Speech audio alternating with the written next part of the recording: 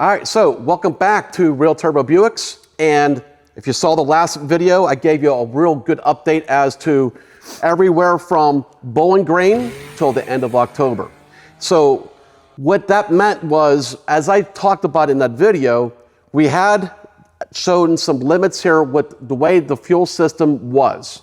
And the pressure started dropping down right around the 29 pounds of boost range when I talked to Don about doing the fuel system earlier this year because he wanted to do all the updates, getting both of the rails supplied separately, adding in all the better lines and the fittings that you have. When we were looking at pumps, and I was looking at the Aeromotive Brushless pumps out there, I was looking up the different specs, and I said, well, I'm going to go with the 5-gallon pump.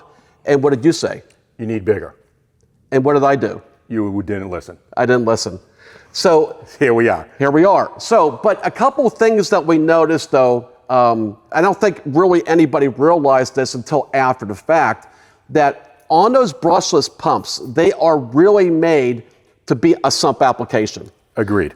So I did not have that, and I was using my stock fuel tank in conjunction with one of Don's pickups, and it was pulling up, it was sucking up from in the tank to do that.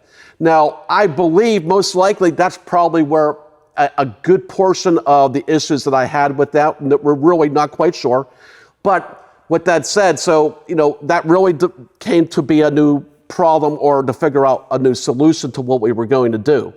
And the one thing that, as Don's gonna he'll definitely testify to is that I'm very particular on what I want with this car. This is something that, I drive him crazy all the time because he tells me to do something, I say, I don't want to do that. And one of the things that I do not like, especially at least with this car, is I don't want like a stock tank sumped where we have all the tank and the lines dangling down here like that. That to me, it just gives the perception that it's a race car. And I just don't like that. I like it keeping the car as factory looking as possible. The interior is completely factory except for the Holley dash, and very clean car. So, I'm very particular on what I want to do. So Don came up with a really good plan here. Why don't you tell them what we did? So knowing that we didn't want to use the factory tank, we went into a fuel cell. We did a 10-gallon fuel cell with a sump pickup. We're using a Holley dash for fuel level. Yes. So we've got his fuel level working on his Holley dash. Of course, we've got the rollover spillover valve in it, and all that goes along with it. And everything we're using on here is big bore. Yeah. So dash 12, dash 10, but technically it's dash 16, dash 12 because it's all big bore fittings, all big bore hose. That's a lot bigger than your traditional Fragola lines or Chinese lines or whatever.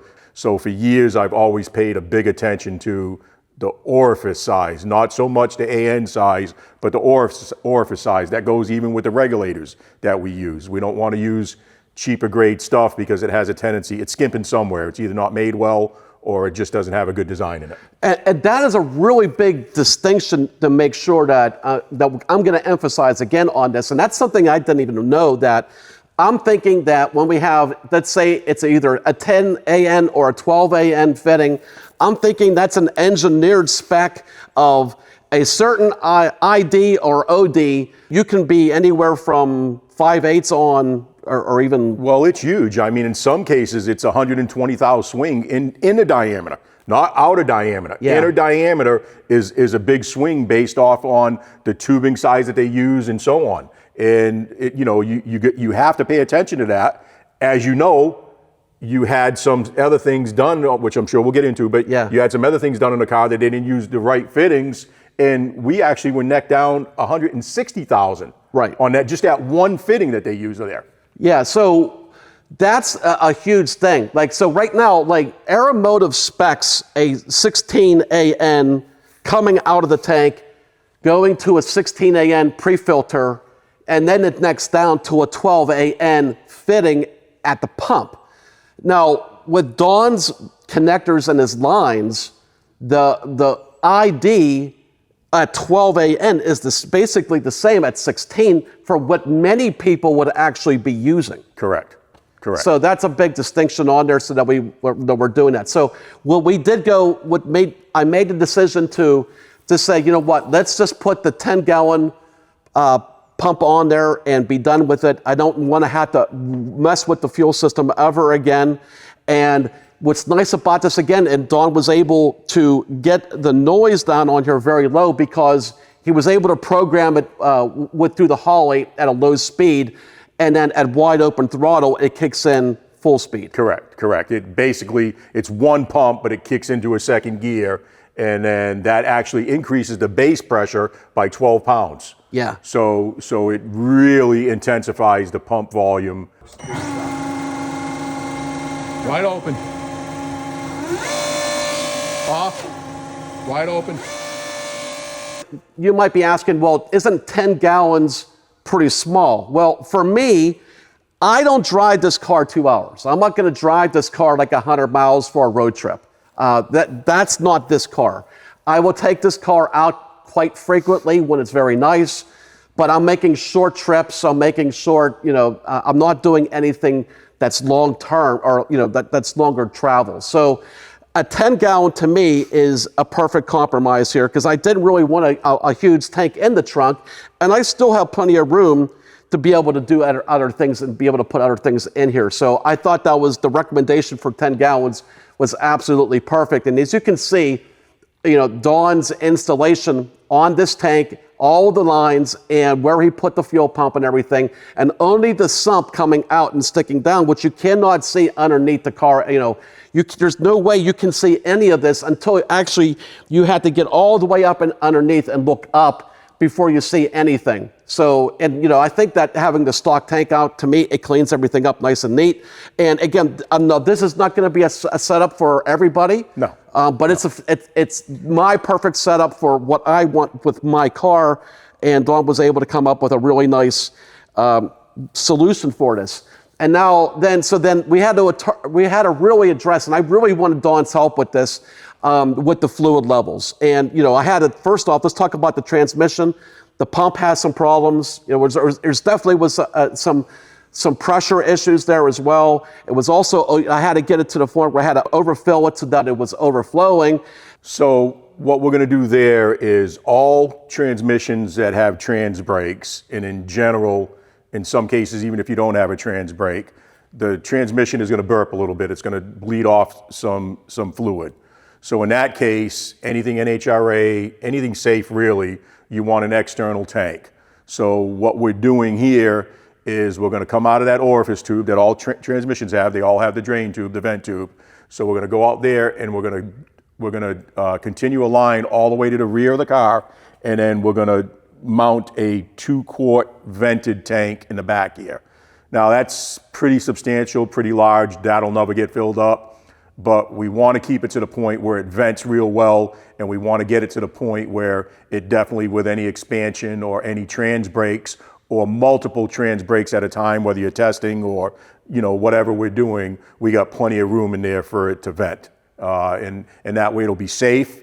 So any fluid in the line from the transmission to the tank will stay in there, but once everything cools down, the fluid will either drift back into the transmission and refill the transmission, or if it's just residual in general, it'll stay in the tank, and over a period of time, we can drain the tank. But honestly, you want to get the level of it correct. So it's just constantly seesawing back and forth, where it's in the tank because it's too hot and it's overflowing, and then it sucks its way back into the transmission and goes back into the transmission to fill the level. Converter spacing is very important when it comes to all that stuff, which you ran into something there, but you for sure just want to make sure you're not low. Never be low. So then, now what I did was I took my transmission out, and then we put one of Don's transmissions in. So Don's, was running a very similar transmission to what I was running. We were both running RPM, but you're running an RPM that's built a little differently. So why don't you explain what that's like? Well, I think it's like most things we do. I try and put a little different spin on everything. Not because I want to, but just because I think it needs it. There's always a little something different that we want, whether it be the gearing, or we want new gears, or we want coated gears, or we want a bolt-on bell housing with a specific pump. We want a specific trans brake. We want a specific pan. I mean, I don't want to do, I'm not looking for anything generic that's just, okay, that's going to work. I'm always looking to make it look the way I think it's going to function best, look best, and work best. And in Dave's case, it's easy because Dave is willing to pay for that. He's willing to listen to that and go that direction. And so it just really works out when we want to customize, whether it be fuel lines, fuel systems, transmissions. Yeah, and then you did not like the way my transmission lines were as well. So correct. We went with all of your lines, your fittings, and everything. And also, the other thing I want to make sure that other people are aware of is that not only is Don using the parts that really no other Buick vendor does or use or sell, he has the equipment needed to be able to properly crimp this stuff. You cannot do this with a hand crimper. No, and you just brought up a great point. I think that's definitely what separates us from anybody out there, any of the vendors out there, in particular the Buick guys. We're making it, we're selling it, we're installing it. We're not going to go ahead and just use these smaller, cheaper lines, that everybody thinks they can sell now and do, whether they're Chinese copies or, coming from the other companies that are making them or whatever, with screw-on fittings. The screw-on fittings are the absolute worst when it comes to sizing internally, inner diameters on fluid level. So then, so that's a lot of the things that we needed to address, but one other very large elephant in the room that I had to address is my vacuum system that I had done that we had done previously this year at another shop.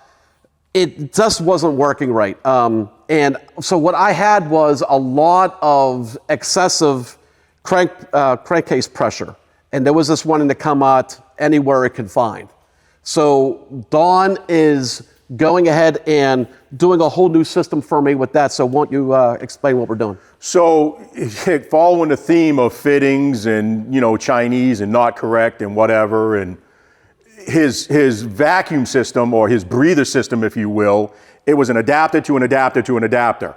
So every time you went from this adapter that was already too small, then it went smaller because it was neck down, then it went smaller again because it was another deal. One of the lines were crimped? One of the lines was kinked. One of the lines was kinked because they used a screw-on fitting, and when they did it and they fed it the way they fed it, it was kinked. So that line wasn't actually probably even drawing anything into the tank, in addition to the tank that you had, which was a very expensive tank.